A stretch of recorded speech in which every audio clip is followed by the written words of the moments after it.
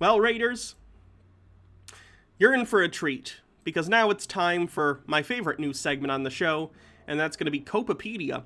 This is where we take a look at Conservapedia, a Wikipedia clone made entirely by right-wingers to try and redefine things to their will. So let's take a look at this list. This is a list we actually left off on last time, but I wanted to take another look at this. This is their list of worst liberal movies. So we're going to take a look at what they consider to be the worst movies that somehow promote liberalism and see which ones are actually liberal and which ones they're stretching on. Animal House, one of the most popular comedies of all time. This college comedy, air quotes, you don't need the air quotes, it is a comedy, even if you don't find it funny. Like a Disaster Movie. Disaster Movie isn't funny, but it is a comedy because they're attempting to be funny, right? This college comedy glorifies alcohol abuse, debauchery, nihilism, extramarital sex, and all varieties of youthful rebellion. The dean, played by John Vernon, suggests that being fat, drunk, and stupid, son, is no way to go through life. To one of the rebellious youths representing the rowdy Delta Tau Chi fraternity, but he's depicted as the villain because of that. After the Delta Boys are finally punished by being collectively expelled from college, they exact their revenge by sabotaging a homecoming parade and do not face punishment for such great misdeed. Even so, the film's hero, portrayed by one of Hollywood's most amoral actors ever, John Belushi, goes on to become a U.S. senator, which is passed off as humorous. Whoosh! The joke over their head. Yes, it's a rowdy college movie. You got it. Imagine siding with the dean in Animal House when the movie is Animal House. Like, it's not real life. It's a silly movie, okay?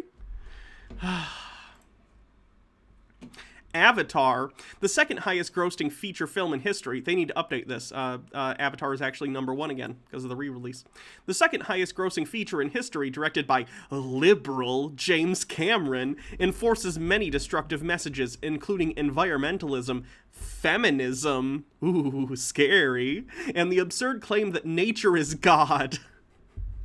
I think they were more making the point that nature and the beings on Pandora, I think is the name of the planet. I haven't seen that in years. It's more that the being all of the life on Pandora is sort of connected, and they all, what's the word?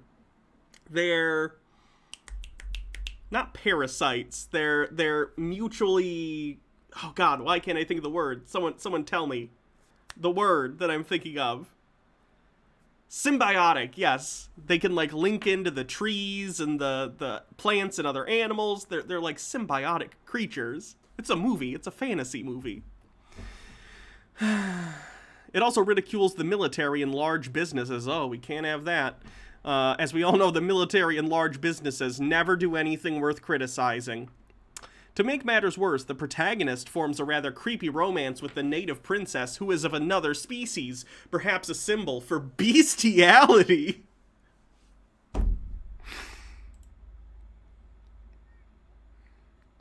Only Conservapedia would look at a humanoid alien Catwoman and link it to bestiality. She's a humanoid. She speaks English in the movie. She's not an animal.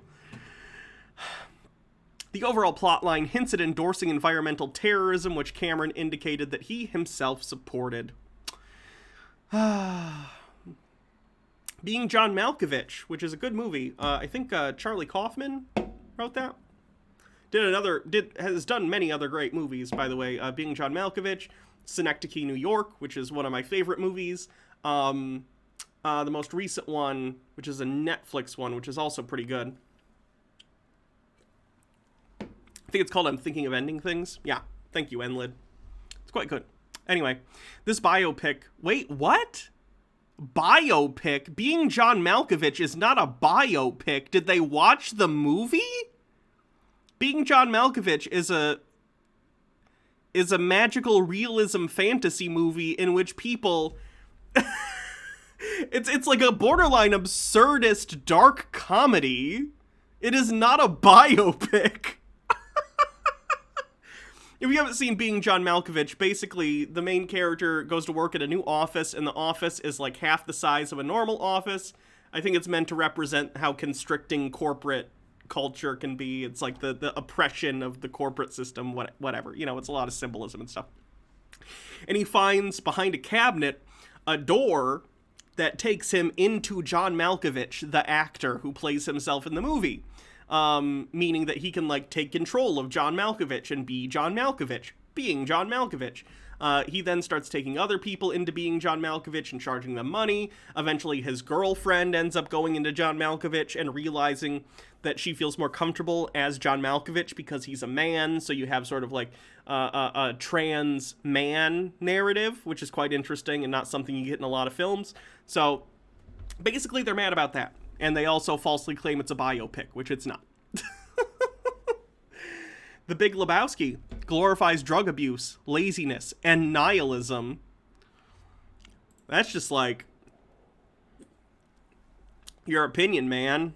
And it doesn't glorify nihilism. The nihilists are the antagonists of the movie, or some of the antagonists of the movie.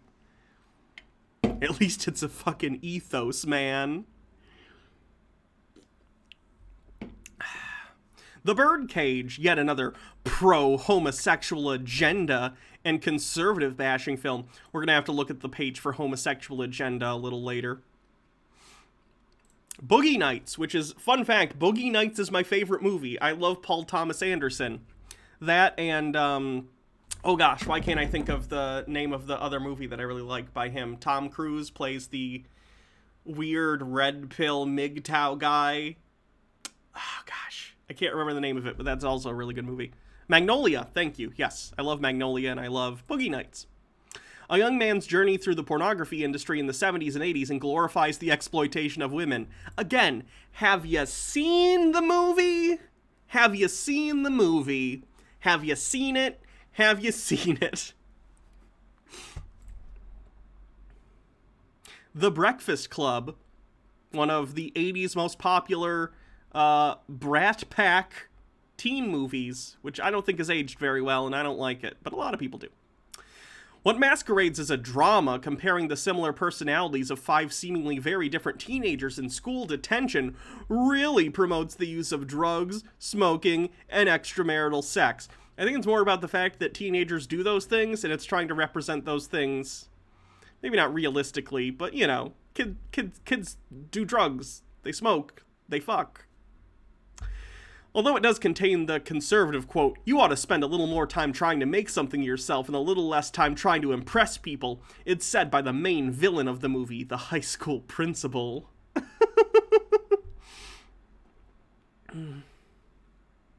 Brokeback Mountain. Fantastic movie with Heath Ledger and Jake Gyllenhaal.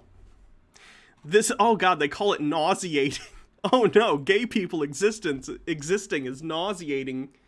This nauseating romance film proves that liberals will shoehorn the homosexual agenda into everything, even westerns. It was also an example of production companies dictating film distribution services of what they should distribute at the local level, often against the distributor's own decisions. There were no gay cowboys. Fun fact. Westerns have never been interpreted as gay, and no aesthetics from any Western have ever been appropriated by gay culture. Don't look into it, please. Captain Marvel. Oh no, did Jeremy write this entry? Based on the eponymous Marvel comic superheroine and set in 1995, the 21st installment in the Marvel Cinematic Universe follows Carol Danvers as she becomes Captain Marvel after Earth is caught in the center of a galactic conflict between 2 alien civilizations. In contrast to the rest of the film series up to this point, Captain Marvel is explicitly feministic. One example showing a deleted scene with Captain Marvel threatening a man for mild flirts, including "smile for me" and stealing his belongings. If you think telling a woman to smile for you is flirting, and you're wondering why you never get laid, that's why. That's not flirting. That's being a douchebag.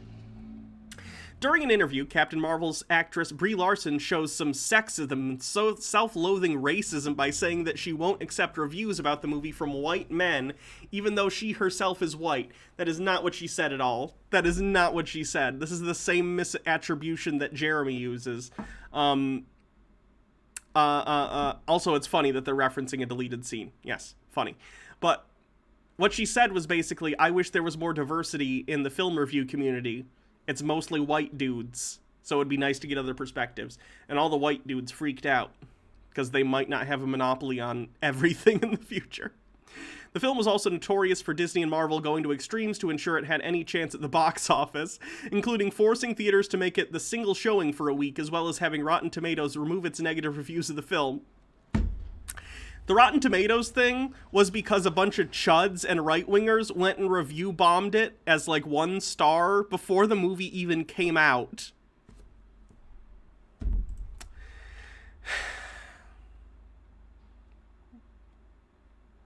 What else do we have? Django Unchained. Quentin Tarantino's Western gratuitously uses graphic violence and the N-word. Have you seen a Quentin Tarantino movie before? Freddy Got Fingered is on this list. Ah, yes, the deep political messaging of Freddy Got Fingered. Contains a lot of crude and revolting, gross-out sexual humor, including a scene where the main character actually makes a horse jizz.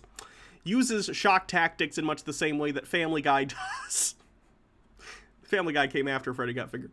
Won 5 Razzie Awards, including Worst Picture, and 4 awards, Worst Actor, Worst Director, Worst Screenplay, and Worst Screen Couple for star and director Canadian comedian Tom Green. Yeah, that movie's terrible. Don't see how it's left-leaning in any way, though. Oh no, Get Out is on this list. This racist horror comedy follows an African-American man who discovers to his shock that his white American girlfriend's parents transplant the brains of white Americans, into the bodies of African Americans as if to strip their victims of African American cultural identity. It presents a false dichotomy between black and white culture and discourages American ideals such as interracial and intercultural integration, all while accusing white Americans of wanting to eliminate instead of integrate all racial subcultures of the nation. Ooh, Glen or Glenda's on this list. We watched Glen or Glenda on this channel when we first started because it's public domain, and it's an Ed Wood movie, sort of about transgender people. It's from the 50s, so the nomenclature and understanding was very different, but created by Ed Wood and widely regarded as one of the worst directors of all time, it celebrates cross-dressing and, oh no, it says transsexualism instead of transgenderism. Yikes. Good Will Hunting, which is a pretty good movie. Left-wing actor, writers Matt Damon and Ben Affleck created this coming-of-age film that's the main reason why Howard Zinn's anti-American revisionist textbook, A People's History of the United States, became both public knowledge and provided in all universities and high schools across America!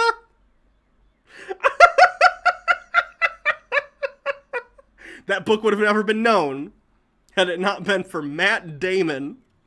Matt Damon's character, Will Hunting, tells Robin Williams' character in a pivotal scene, you want to read a real history book? Read Howard Zinn's People's History of the United States. That book will effing knock you on your A.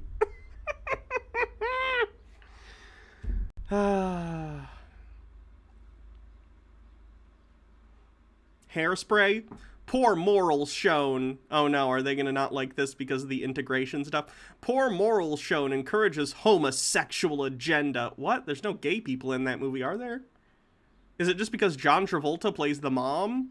Hairspray is typically a production that gets put on with a guy as the mom. That's like tradition. Bad behavior such as smoking, drinking, cursing, many sexual comments are shown. It portrays conservatives and those with high expectations in a negative viewpoint. Let me be clear. The conservative viewpoint in the movie Hairspray is that segregation is good. So this article is literally advocating for segregation and saying that we shouldn't show segregation as bad. This is the 2007 version they're commenting on.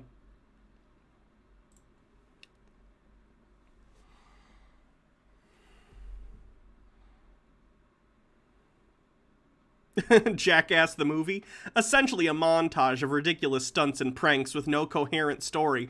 First of all, how is Jackass liberal in any way? I like the Jackass movies, I think they're funny, but like, there's no political messaging in Jackass. They're just jackasses. That's the movie.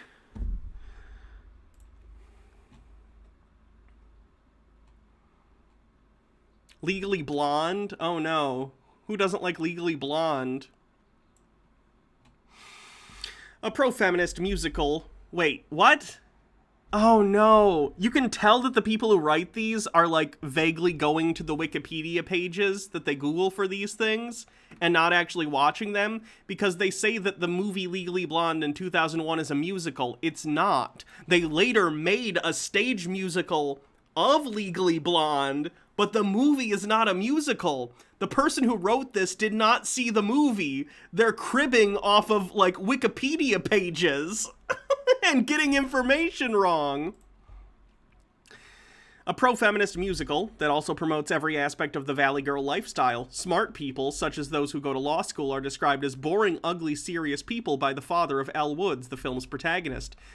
It also contains hidden demeaning remarks about dark-haired people, spawned a sequel that, despite the patriotic-sounding Red, White, and Blonde, ultimately wasn't much better, which included a homosexual joke involving Elle Woods' pet chihuahua, despite the original film implying that said dog, who was male, was infatuated by the Taco Bell chihuahua mascot, a female. Cinema Sins ding.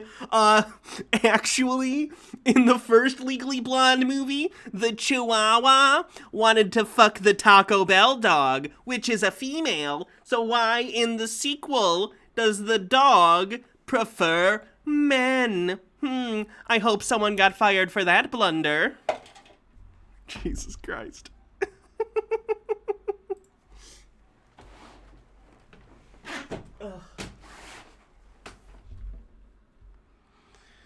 Lethal Weapon 3 and 4 are on the list, but not 1 and 2. Interesting. Mad Max Fury Road, feminist propaganda that endorses and celebrates anarchy. You know, when I watch the Mad Max movies, I definitely get the impression that George Miller thinks that that world is great and we should all go live in Mad Max world. It also bears some similarities to the John Wayne classic Stagecoach, fourth movie in the Mad Max film series, first made famous by Mel Gibson in the title role between 79 and 85. Moonlight, which, did it win the Oscar, or was it just nominated? Coming-of-age film that glorifies drug use and homosexuality. Boy, do they hate gay people.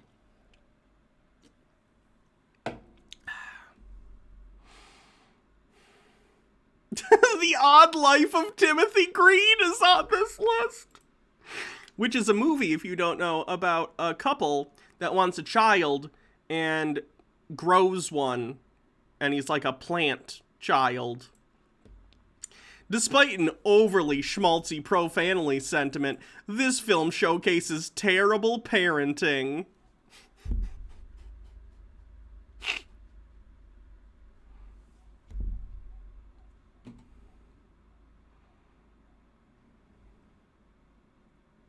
Pink Flamingos. Oh, yeah. Gotta love Pink Flamingos. The best speech from Pink Flamingos. I probably can't play it for copyright reasons. But Divine is like, filth are my politics. Filth is my life. Do anything you want. Condone first-degree murder. Kill everyone now. It's beautiful. I love that scene.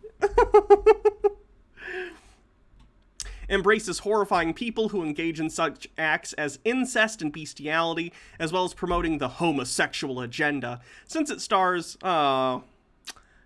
drag queen, I'm going to substitute this word, drag queen Divine, and shows homosexuals in a positive light. The film has toilet humor, finding it funny when a character, Divine, literally eats poo and offensive language. Yeah, she eats poo in real life in that movie. Dog poop. One character is even named after a racial slur against white people. Characters promote anarchy and violence as an everyday thing. A very graphic film, even for most liberals, showing up close of genitalia unlike any non-porno film. Liberals call it a comedy, but it is revoltingly horrid and more like an act of Satan.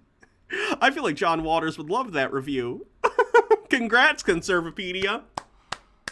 You did the exact response that John Waters wanted from that movie. Good job.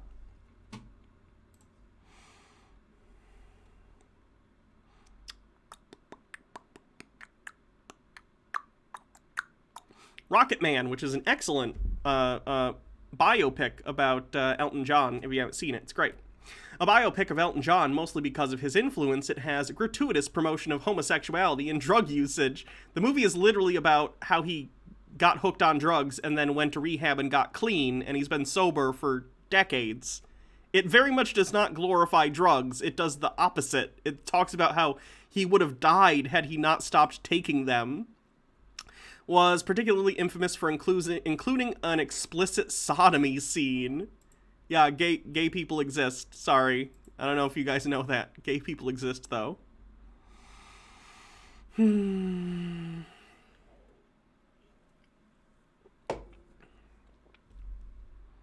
Shape of Water.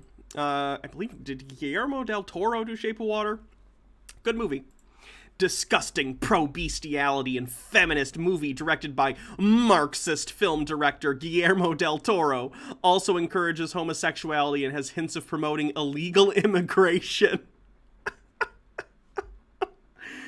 I see people on Conservapedia are not Monster Boy enthusiasts, huh? Small Soldiers is on this list. Anti-military due to the commando elite being depicted in a negative manner, and to a certain extent, Globotech, the ones responsible for the bad events in the film, being stated to be a defense contractor, and also anti-capitalist due to Globotech being the ones responsible for the events of the film, including buying out the Heartland Toy Company.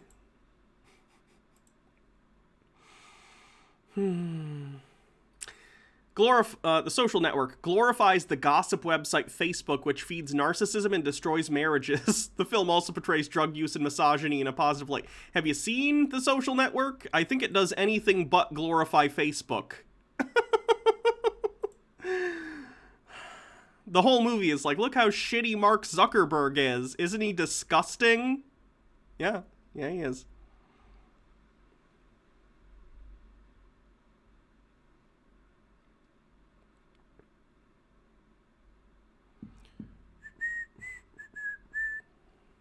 God, they just have the worst movies on this list, too. Oh, Waterworld. Because global warming. The Wolf of Wall Street, which is literally based on a real thing that happened, blatantly promotes excessive, endless drug use, portrays it in a positive light, and claiming that illegal drugs such as heroin give people the ability to keep working hard and stay focused and positive, as well as various forms of graphic and illicit sexual activity and voyeurism, both heterosexual and in one scene homosexual, and non-stop use of the F-word and hundreds of other profanities. Imagine watching The Wolf of Wall Street and thinking that it's promoting what Jordan Belfort did, and you're supposed to, like, look at imagine thinking you're supposed to watch Wolf of Wall Street and be like, yeah, Jordan Belfort's a great guy.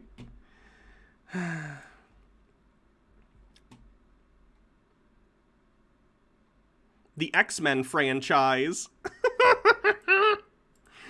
Unlike the comics they're based on, which were about civil rights, liberals use this movie franchise to further homosexual agenda, aka also civil rights. Bryan Singer, director of the 4 films, who was also homosexual, was also cited for sexual assault of a minor. Yeah, Bryan Singer's a piece of shit.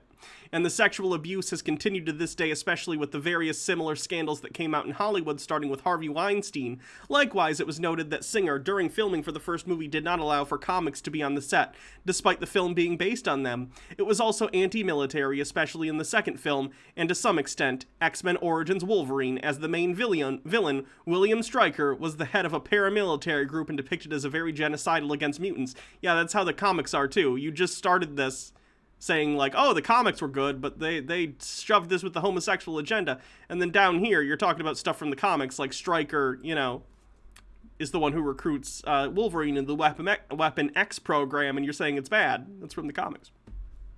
It was also implied to be a Vietnam War veteran. This has been added by screenwriter David Hayter due to his experience with Metal Gear Solid series.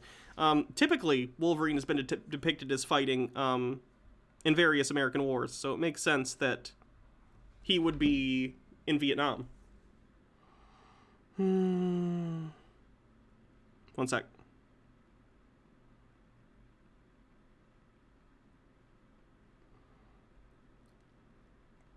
Sorry.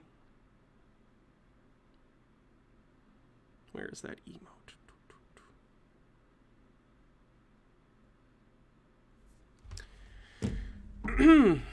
Now we're on to animated films.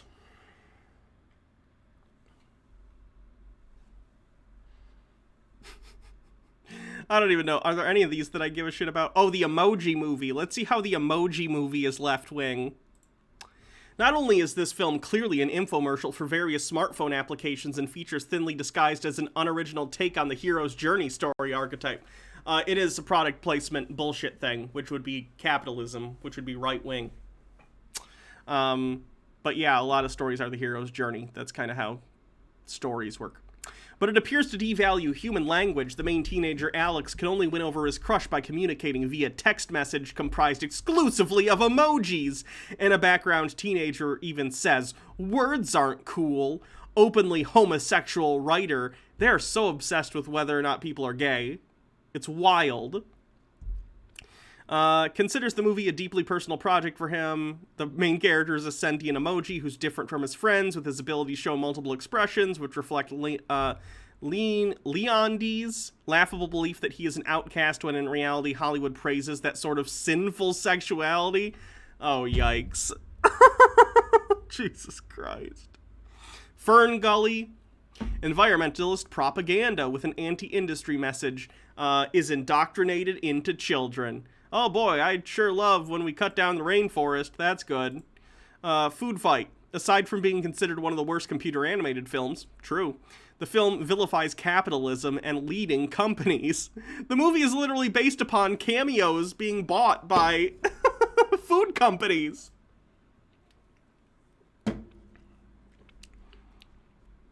The Hunchback of Notre Dame.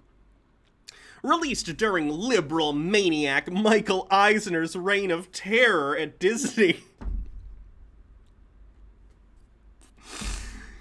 The film does everything in its power to persecute Christians. The original source material was not intended for children. Yeah, that's true of a lot of Disney movies, believe it or not. At least based on our modern sensibilities for what we read to children.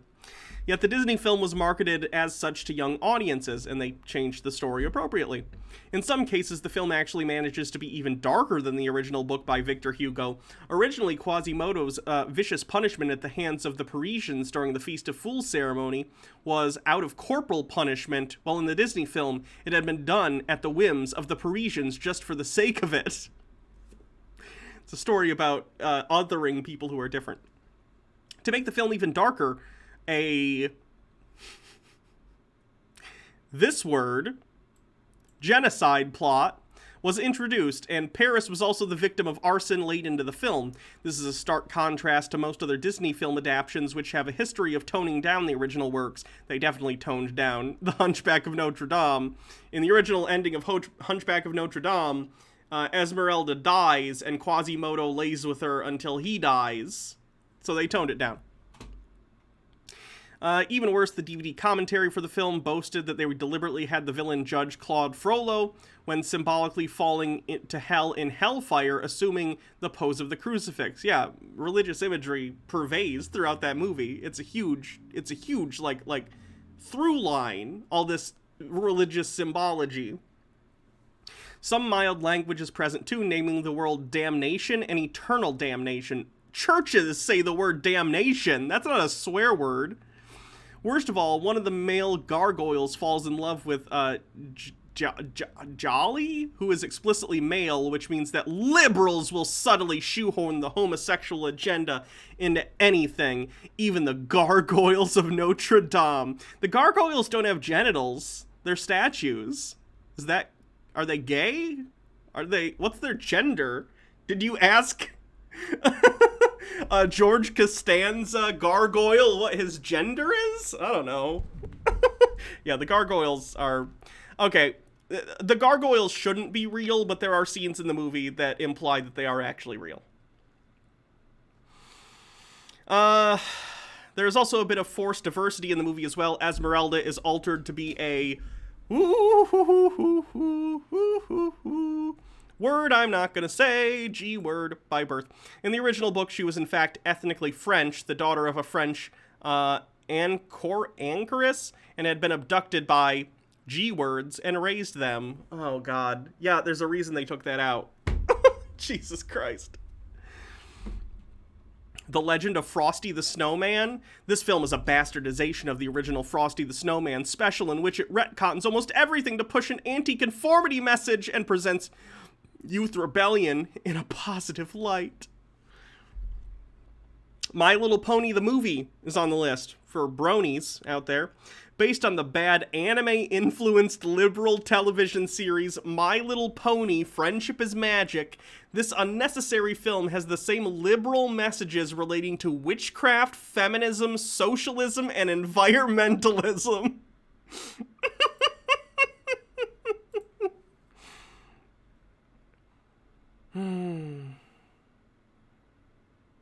Oh, gosh. They have Pocahontas on here. I'm not reading that paragraph, though. Sausage Party. Look at how long the entry for Sausage Party is. Shark Tale promotes multiculturalism, which apparently they think is bad. And Deuterong... Oh, God, what's this word? Deuteragonist of the film is a great white shark who is a vegetarian. Besides for being pro-vegan, it is also a metaphor for being homosexual. I didn't get that out of Shark Tale. Schlockumentaries.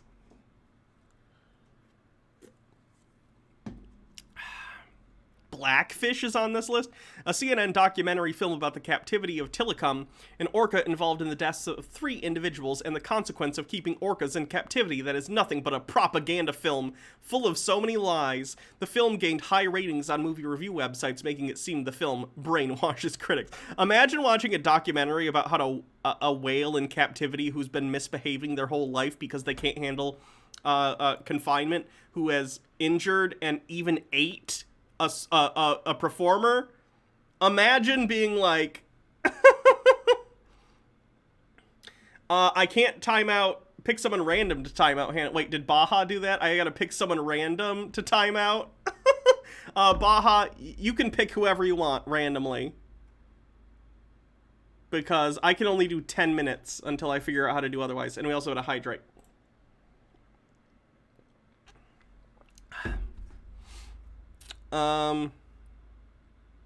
Oh, I was saying that the whale ate a trainer. It's not good. Cosmos, a Space-Time Odyssey, which is a good documentary series. Darwinism and global warming alarmism are disguised as science. No, they're just science. Okay. Anti-Christian and sacrilegious films.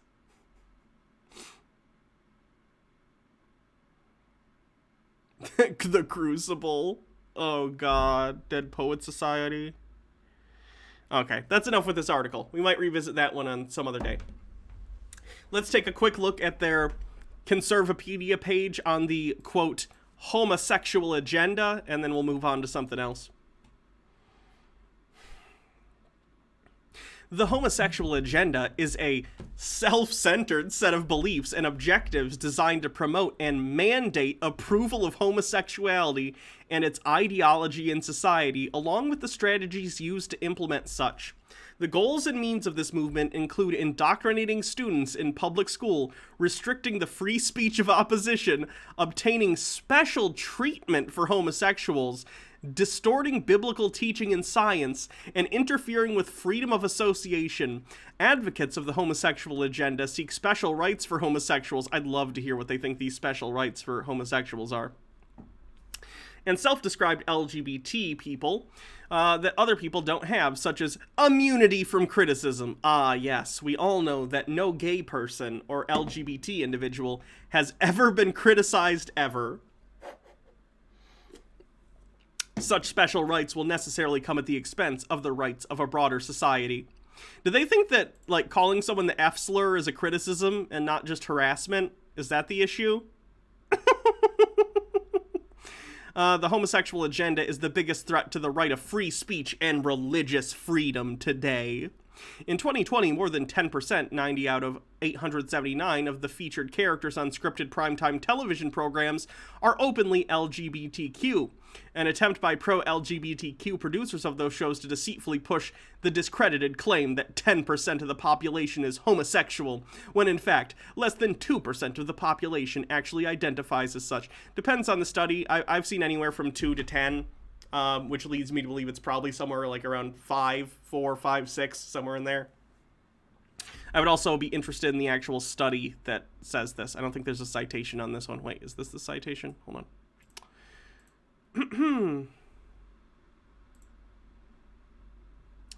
I don't see anything about the study. This is about it in general. Yeah, I don't see a citation on the this study about 90 out of 187 of the featured characters on scripted primetime television. So I don't know what shows they were picking or how they decided to pick them. One of the top priorities of the homosexual agenda is to prohibit and outlaw conversion therapy, particularly for teenagers. Yes, because it's abusive. Several U.S. states have enacted such laws, and leftists are pushing similar bans in many other states, apparently unable to tolerate things they dislike. Yeah, I do not tolerate abuse, and I do not like it. Surprise. Another priority is to elect high-ranking officials who are openly homosexual, with the ultimate goal of electing a president who is in a same-sex marriage. I mean, if there were a gay politician whose policies I liked, I'm not gonna vote for someone just because they're gay, though. I didn't vote for Pete Buttigieg. Like, what? Jesus Christ. Can you imagine the freak out when there is, at some point, the first, like, gay or lesbian or trans president? It's gonna make the Obama years look tame by comparison.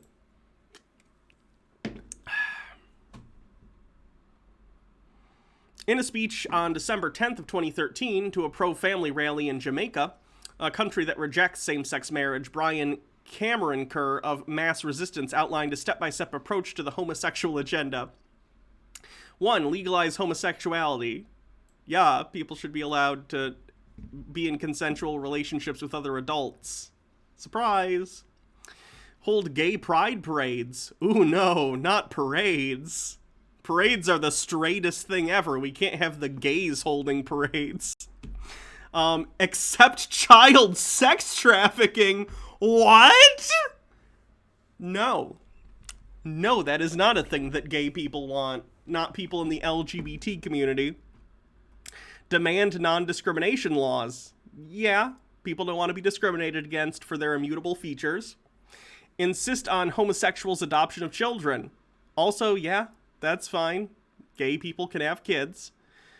Push the homosexual agenda in schools. Acknowledging gay people exist in a school. Probably good since, you know, LGBT people do exist. Legalize various alternate forms of partnership and call them marriage, i.e. man, man, woman, woman, man and 3 woman, woman and a turtle, man and sex toy. No. Consenting adults. I'm fine with, like, polyamory. I don't care. It's not for me, but, like, that's also fine. But, like, consenting adults. Pretty much, you know, how I would be fine with. Demand public funding to deal with increased homosexual-related social problems. Sure. Promote gender confusion agenda. Oh, no. They call trans people gender confusion. Demand to be treated equally is on their list, and it's supposed to be scary. How dare they demand to be treated equally? Impose large-scale loss of free speech. People don't like it when I say the F slur anymore. I don't have free speech. Ban counseling for kids confused by homosexual issues. They're not confused. They're not confused. And yes, abusive therapies should be banned. Oh God, ban scientifically and religiously proven methods of homosexual conversion such as shock therapy? Oh God, they want shock therapy? Baja redeems the hydrate. Disgusting. Russia is a leader in rejecting the homosexual agenda, and we all definitely want to be like Russia, which definitely isn't a dictatorship and oligarchy. Not that America isn't an oligarchy, but you know. For example, Russia banned adoption by Americans as the Obama administration aggressively pushed the homosexual agenda, and in June 2013, a House in the Russian parliament passed legislation to ban foreign adoption by gay couples or single parents who live in any gay marriage nation. Oh, that's good. More unadopted kids. That's definitely a good idea. Jesus Christ. We got a hats off, so I gotta change my hat.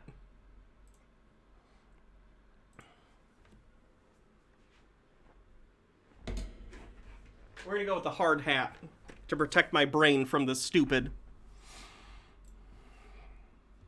Barack Hussein Obama and Hillary Clinton and essentially all Democrat politicians now advocate the homosexual agenda, reflecting the growing financial power of the homosexual network. Or people are just realizing that it's fine and gay people don't hurt anyone. Weird.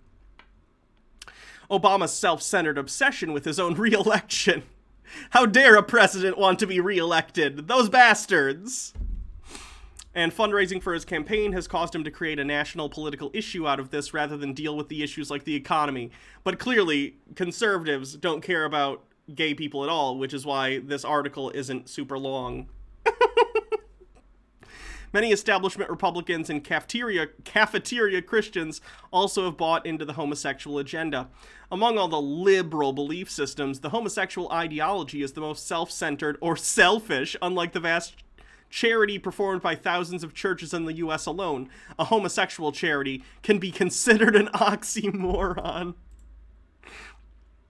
It's not a charity unless you're helping the straights. The late Supreme Court Justice Antonin Scalia referred to the so-called homosexual agenda in Lawrence v. Texas, 539 U.S. 558, dissenting opinion. Justice Scalia also predicted that this was the first step to legalizing homosexual civil unions. He was proven right with the outcome of Obergefell v. Hodges. The goal of the latter decision was the societal affirmation of homosexuality rather than simple equality. No, Obergefell v. Hodges made it equal, made it so gay people can get married just like straight people. It's all good.